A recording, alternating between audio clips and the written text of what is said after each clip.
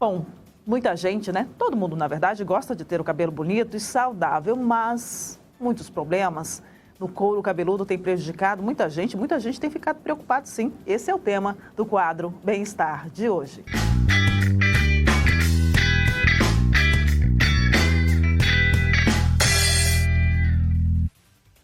Quem vai dar dicas importantes sobre esse tema é o médico dermatologista Dr. Bruno de Souza Machado. Queda de cabelo nesse tempo seco é normal, doutor? Boa tarde. Boa tarde, Nete. Boa tarde aos telespectadores. Esta é uma época do ano que favorece bastante a queda por quebra, né? A queda do cabelo por quebra. É importante a gente considerar que são vários os problemas que levam à queda de cabelo, né? Desde doenças sistêmicas como doenças de tireoide, anemia, o uso de químicas, de alisamento, de descoloração. Então é importante a gente considerar que agora o clima seco favorece ainda mais essa queda por quebra. Não apenas devido ao clima, viu, gente? Tem um histórico também, não é? Exatamente. Nete, é um dado, às vezes, que assusta, né? Mas 50% da população mundial, até 50 anos de idade, independente do gênero, masculino ou feminino, será calva. Então, é uma estatística realmente bem alta, bem alarmante. E a realidade dos nossos consultórios é a busca mesmo pela prevenção e, em algumas situações em que ainda existe este tempo, a pessoa se adianta em reversão de quadros, por exemplo, da calvície. Bom, no momento que se percebe uma queda acentuada, é importante buscar um profissional. Exato, Nete. A importância disso está no fato de podermos adiantar a investigação de doenças em que a queda de cabelo é um dos primeiros sinais do problema. Então, é super importante que você procure o seu médico dermatologista. Em algumas situações, o seu próprio cabeleireiro vai poder sinalizar para você de que os fios estão quebradiços, estão desprendendo fácil, ou mesmo nos sinais de calvície, Nete, o cabeleireiro, ele normalmente é a primeira pessoa que nota as falhas, né, o afinamento, porque a calvície, diferentemente das situações de queda, ela acontece com o afinamento dos fios. Então, as pessoas viram para a gente e falam assim, doutor, eu estou observando que meu cabelo está com menos volume, os fios estão mais finos. Então, são sinais precoces de um problema que pode ser resolvido. Quais as principais causas da calvície? Muitas vezes ela é hereditária, não é? Exatamente. A alopecia androgenética é o nome que a gente dá à calvície. Ela pode acontecer em homens e mulheres a partir dos 14 anos de idade, então é uma situação realmente bem delicada, né, quando é precoce. E isso pode se estender a ocorrência disso até mais ou menos 45 anos de idade. É interessante, então, que se observe precocemente para entrar com tratamento, visto que esses quadros de calvície, a gente não fala em cura, mas fala em controle. Agora, situações em que a pessoa, às vezes, está tendo alguma queda em decorrência de uso de químicas, por exemplo, de alisamento, descoloração, existem hoje em dia situações em que a gente chama de químicas conscientes. São tratamentos em que você procura o centro de terapia capilar, vai ser feito um preparo do seu cabelo para receber a agressão química. Então, é uma proposta super interessante, porque o cabelo ele tem um limite, né, de tolerabilidade às agressões. Por exemplo, vocês mulheres sempre lindas, bem cuidadas, mas às vezes é um custo muito alto, porque o cabelo ele tem um limiar de tolerância, por exemplo, para altas temperaturas. Uma piastra, uma prancha, por exemplo, ela tem a temperatura de 240 graus Celsius. É muito alto. O cabelo, a tolerância dele é até 70 graus Celsius. Então, são situações... Tô perdida. São situações que é muito importante, principalmente vocês mulheres, que têm os fios mais longos, a terem esses conhecimentos, esses cuidados.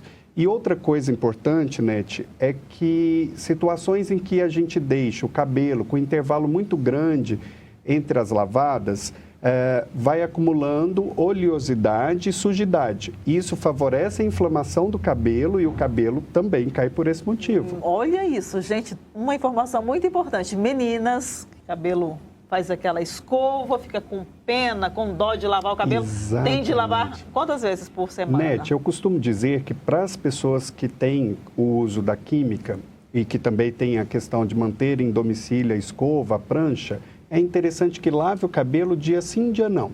E que faça uma boa hidratação da haste, do comprimento dos fios. Não na raiz. Não na raiz. A raiz, você pode lavá-la.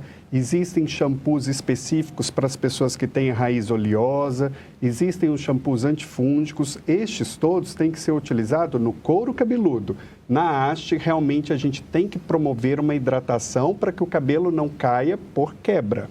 Estamos conversando com o médico dermatologista, Dr. Bruno de Souza, falando sobre problemas, né, no couro cabeludo, calvície, alopecia, queda. Uma pergunta do Eduardo, que está lá em Trindade. Um abraço a todos de Trindades, trindadenses ligados aqui no JM News. Ele diz que tem 42 anos, já tem uma calvície bem significativa e, para disfarçar, ele usa muito boné. Ele está perguntando se isso agrava a situação. Boa tarde, Eduardo. O uso do boné, quando o paciente às vezes menciona que tem a calvície e quer disfarçar com o boné, eu recomendo o uso de boné ou chapéu telado para promover a ventilação, né? O couro cabeludo, quando está abafado, ocluído, a gente tem um aumento da seborreia, da oleosidade. É uma situação tanto quanto perigosa no que diz respeito a piorar a sua calvície. E não pense você que a calvície não existe tratamento, existe. A calvície, a gente costuma dizer, ela não tem cura, mas ela é 100% tratável. Bom, e a Luana, que está aqui em Goiânia, no setor Bueno, pergunta a respeito de, por exemplo, uso de perucas, né? Sim. Perucas, até mesmo alongamentos. Sim. Isso prejudica o couro cabeludo? Luana, boa tarde. Excelente pergunta sua. Se você tem a necessidade de usar algum tipo de prótese, eu recomendo aquelas que são no perfil tic-tac. Aquelas que você pode retirar para dormir, você não vai ficar com ela muito tempo.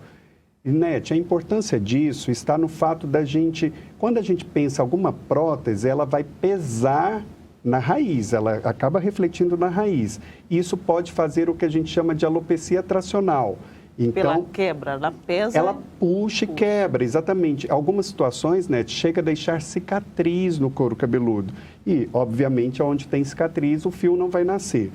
E acontece, Nete, muitas vezes das pessoas optarem pelo uso das próteses, porque vai percebendo a diminuição do cabelo, de maneira desesperadora, opta pela prótese. Exatamente. Mas não, tem que procurar um médico dermatologista, investigar as causas e entender que existe tratamento. Existe tratamento. Um outro problema também, que eu acredito que deva ser um dos motivos que levam à calvície, doutor, é a questão emocional e também a alimentação também contribui, falta de nutrientes, não é? Nete, com certeza. Eu costumo dizer que essas situações são situações de gatilho. O estresse emocional é um gatilho para um quadro que a gente chama de alopecia difusa ou eflúvio telógeno. Isso acontece também, essa situação acontece no pós-parto, situações de dietas restritivas, como você mencionou, né? A questão alimentar é super importante. Então, fazer um acompanhamento nutricional, não partir para essas dietas malucas, porque o organismo ele precisa de suporte energético e nutricional para direcionar para os cabelos. Eu costumo dizer que a gente tem órgãos e tecidos nobres, cérebro, coração, pulmão, para funcionar e precisando dessa reserva. Então, os cabelos e as unhas acabam ficando desfavoráveis nessa situação. E como é importante o cabelo, né? Principalmente para nós mulheres, né? É o chamada moldura do rosto, exatamente, né? Exatamente. Eu cuido, né? Lá na clínica, eu costumo dizer que eu amo obra de arte, então eu cuido do quadro, que é o rosto, e da moldura deste quadro, que é o cabelo. Excelente comparação que você fez. Obrigada por ter vindo, muito pelo obrigado bate-papo. pela entrevista. Muito bom. Obrigada. Muito obrigado, Nete. Um abraço a todos. Um abraço.